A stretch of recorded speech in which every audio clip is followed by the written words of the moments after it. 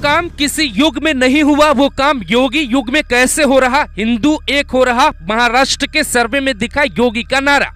बांटने वालों की फौज आई, कभी औरंगजेब तो कभी मुगल, कभी नेहरू तो कभी राहुल। योगी ने अकेले कैसे पलट दिया पूरा इतिहास। महाराष्ट्र की धरती बनी गवाह, भगवा ए हिंद का ऐलान। शिवाजी के देश में क्या सीएम योगी ने छेड़ी लड़ाई। क्यों सुस्त है राहुल और अखिलेश। अगर आपने ये 5 मिनट की रिपोर्ट सुन ली तो समझिए आप पूरे हिंदुस्तान की राजनीति की ABCD को ठीक से समझते हैं। जो संत संसद में रोया था, क्या वो अब दुश्मनों को रुलाने वाला है। सियासत का वो पोस्टरमैन जिनके आगे राजनीति का कोई खिलाड़ी मुकाबला करने में सक्षम क्यों नहीं है।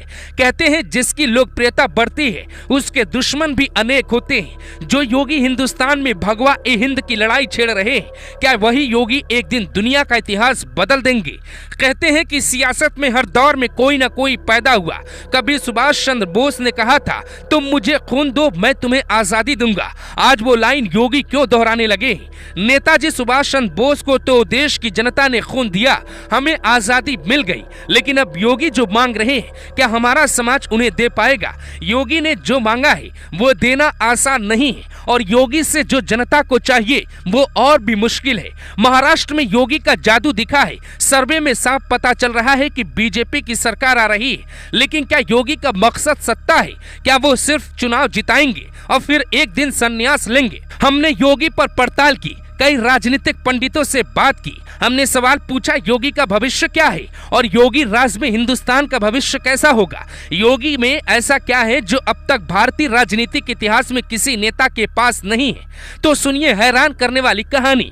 दुनिया में इकलौता देश है भारत, जहां 100 करोड़ हिंदू रहते हैं। लेकिन पहले 100 करोड़ पे बाहर से आया कोई एक व्यक्ति भारी पड़ जाता था। आज योगी आदित्यनाथ धीरे धीरे आँख खोल रहे हैं, इशारा देते हैं कि तुम्हारे आसपास क्या हो रहा है, कौन आगे बढ़ रहा है, तुम पीछे क्यों हो रहे हो।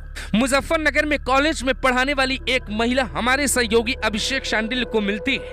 वो कहती है कि वहाँ बड़ी तैयारी हो रही है, कुछ लोग बाहर से आ रहे हैं और तेजी से आबादी बढ़ने लगी है। डर ऐसा है कि लोग अपने घर के मेन दरवाजे के बाहर एक लोहे का दरवाजा भी लगवाते हैं। हमने पूछा ये योगी राज में हो रहा है तो वो महिला कहती है हाँ योगी राज में तैयारी हो रही है, सपा आएगी तो हमारा क्या होगा। क्या उस महिला का डर झूठ था? यह कहानी एकदम अलग है। भारत में एक तबका परेशान था कि बीजेपी की सरकार सत्ता में कैसे है। उसके बाद गोधरा वाले नरेंद्र मोदी पीएम कैसे बन गए।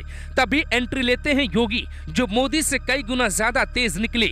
योगी का स्टाइल एकदम नायक की तरह है। फैसला लेने से पहले डरते नहीं, कोर्ट ने रोका तो नया तोड़ ढूंढ लेते हैं। इस बात की चिंता विरोधियों में बढ़ रही है। मुजफ्फरनगर की उस महिला का डर एकदम सही था, क्योंकि योगी हर बड़ा ऐलान वहीं से क्यों करते हैं। सिस्टम को बदला जाना चाहिए, लेकिन सिस्टम से ज्यादा जरूरी है सोच का बदला जाना। योगी ने उस बात को अच्छे से समझ लिया कि जो लड़ाई वो शुरू कर चुके हैं उसका अंत नहीं है और वो अकेले कब तक क्रांति की अलग जगाएंगे। इसीलिए उन्होंने बटेंगे तो कटेंगे का नारा दिया।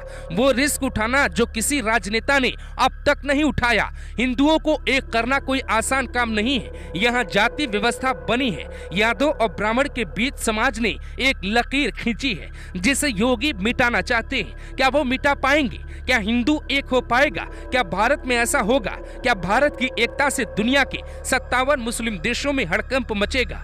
मारा कौन जाता है, गुलाम किसको बनाया जाता है, सब जानते हैं। इसीलिए योगी ने नेताजी सुभाष चंद्र बोस की तरह देश की जनता से साथ मांगा है। योगी कहते हैं मुझे तुम संगठन में आकर एकता दिखाओ, मैं तुम्हें हिंदू राष्ट्र और सुरक्षित राष्ट्र दूंगा।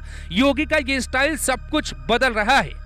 वो वैसे परिवार की राजनीति महाराष्ट्र में दम तोड़ चुकी है। यूपी में अखिलेश यादव और राहुल गांधी को योगी के कद से डर लगने लगा। विरोधियों को समझ आ चुका है कि नरेंद्र मोदी को हराना संभव भी हो सकता है, लेकिन योगी को हराना और मिटाना लगभग संभव नहीं है।